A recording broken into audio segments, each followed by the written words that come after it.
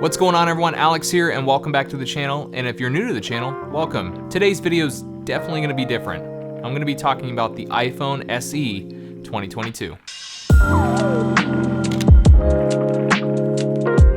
So let me get this out of the way. I'm definitely not a tech YouTuber, but I felt the need to make this video because I've seen a lot of videos out there on YouTube, especially tech YouTubers, tech reviewers, talking about the iPhone SE 2022, and they have been bashing this phone to no end. And essentially, I feel like they have bashed it so much that Apple's like, you know what?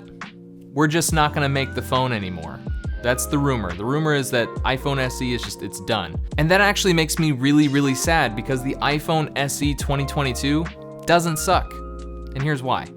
First and foremost, it has an A15 Bionic chipset in it, the same chip in the iPhone 13 and 14 models. I personally love the size of the iPhone SE and Touch ID, and I know a lot of you are gonna say, Alex, the iPhone 12 mini and 13 mini are actually smaller than the iPhone SE, and you know what? You're right, but I used to own an iPhone 12 mini, and I still bought an iPhone SE instead.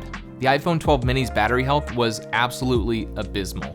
It drained down to like 92% within the first 8 to 10 months of using it. Then a little after 1 year of use, the phone dropped down to 86%, and I am not a heavy user. So that leads me to believe that there was something wrong with the internal battery on the iPhone 12 mini. And upon research and checking out other reviews, other people had the same issue.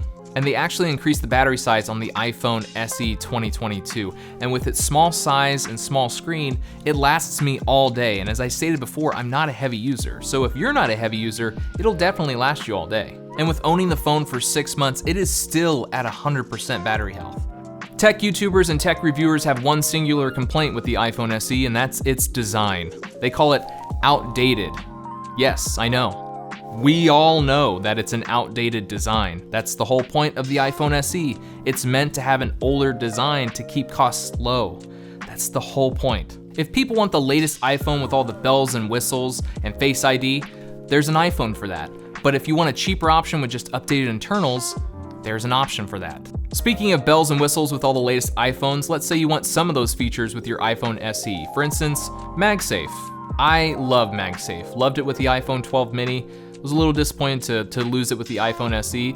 That wasn't until I found this case right here, which gives me MagSafe, the iPhone SE. Problem solved. I want to use portrait mode without a person in it. There's an app for that. And I actually really prefer this over the built-in portrait mode. I feel like it does a better job with edges and all of that.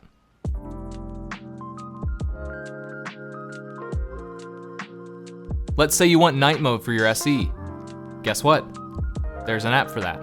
Is it as good as night mode built into the phone? Pretty damn close. What about cinematic mode? Bet there isn't an app for, there's an app for that? Wow. You do have to pay $29 a year to use it with no watermarks, but it does a pretty good job. Now let's say you want to use a super ultra wide lens. Yeah, there's not an app for that. Yeah, you got me there.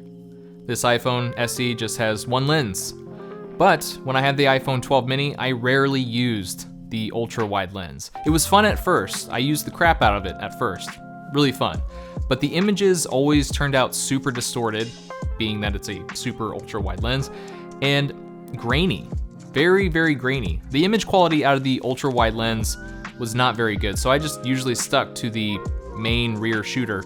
And the rear shooter on the iPhone SE is fantastic. Takes amazing photos, takes fantastic video.